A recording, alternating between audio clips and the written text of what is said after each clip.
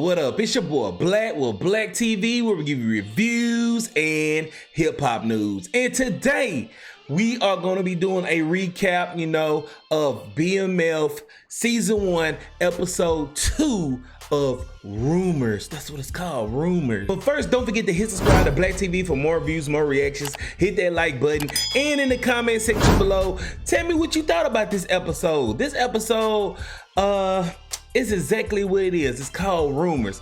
Put it in the comment section below and let me know your thoughts of the episode. So without any further ado, let's do a deep dive in episode 2 of Rumors, BMF.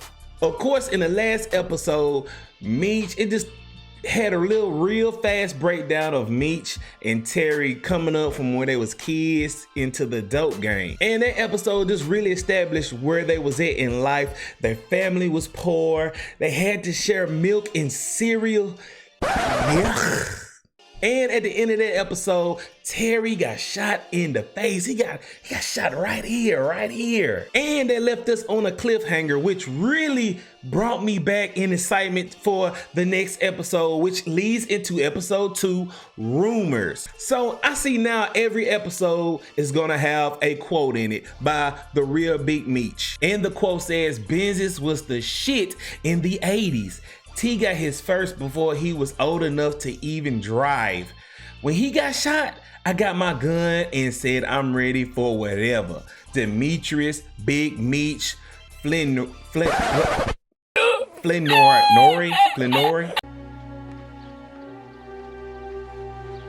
I'm retarded? Look, I can't read, I'm sorry. However you say his name. But this episode started off right where that episode ended. Meech is furious. He's flying down the highway, just flying his car, swerving through traffic. And this man actually walks into a hospital with an automatic gun, an Uzi. Like, I don't even know how he even got in it. But this is the 80s though. This is the 80s. So I don't think security was that heavy at the time. He came in, Steve Harris's character, the police officer that's working with Meech. He says, give him the gun. You don't want to throw away your life and everything like that.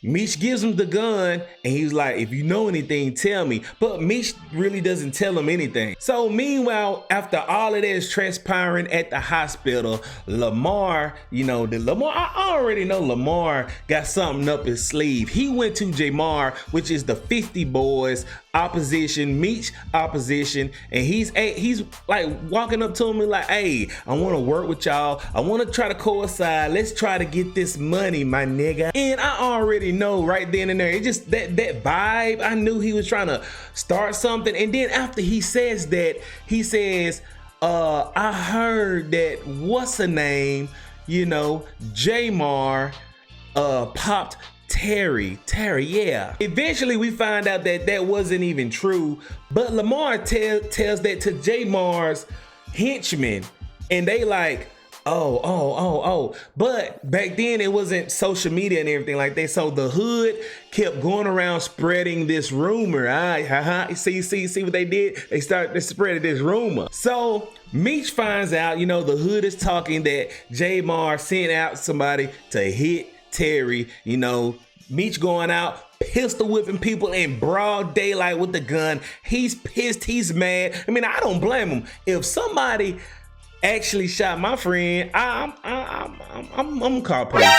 I ain't even gonna front, I'm gonna call the police. I ain't no gangster like that. But while Meech is in the hospital, I don't know, for some reason, his father cannot coincide that Terry is selling drugs with Meech. Like, it's obvious. Like Terry is like the golden child of the family, and everybody says like, oh, he's not doing nothing, he's making good grades, he's doing this, he's doing great in school, he has a newborn baby. Even though this man is under 18 and has a child in school, it seems like he cannot do wrong by his family. I mean, I wish I had that kind of love in my family. So meanwhile, the 50 boys, they have a new spot to, I guess do business at this new spot. And when they got there, it's like somebody's been here, somebody's been at this spot, and all of a sudden a crackhead just pops out and just surprises them, and they assumedly think the place is compromised by that. Meech gets there, pays the dude off or whatever, whatnot,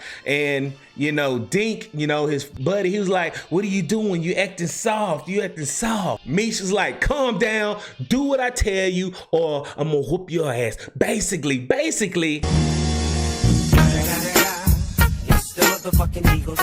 Meech is really out here trying to handle business.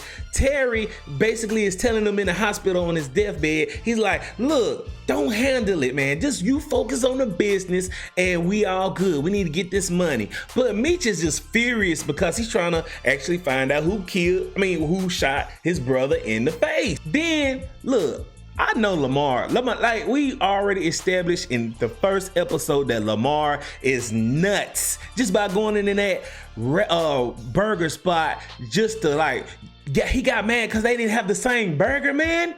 Really? This man goes up to the school, tries to talk to Cash Doll's daughter.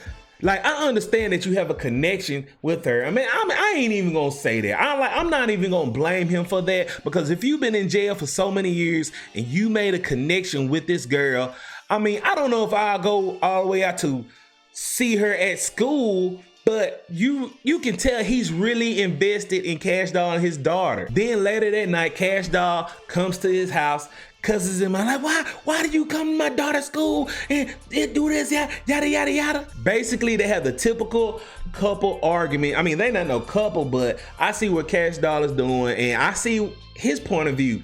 And if you have somebody that's significant other with you, it's like y'all have those kind of arguments where you like, I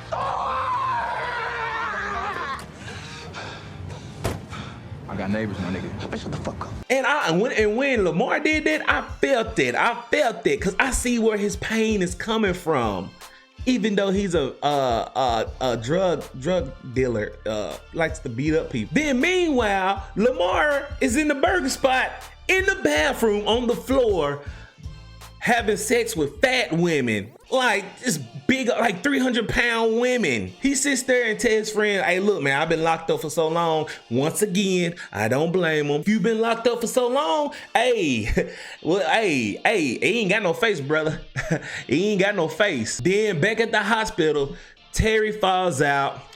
Seems to apparently that the doctors has messed up. You know, they did the surgery on him. They messed him up. They threatened him like, look, if he can't see again, we're suing. And yeah, of course, if the doctors messed up, I'm gonna sue too. His parents are still frustrated with Meech. I understand why they are so mad at Big Meech at this point.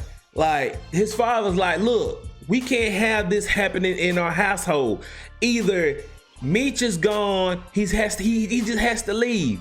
Meech and his mom met up. She was like, look, I love you, baby, or whatnot. And they both came to agreement that Meech, he's leaving the house. And if you're in that kind of lifestyle, you really can't be in the house with your parents like that. Like, you got to be top dog. You already off the porch. So Meech already had an idea that he has to do what he has to do. So he's like, look, pray for me while I'm out there, mom. And meanwhile, Lamar wants a relationship with Cash Doll and his daughter so bad that he takes advice from his friend.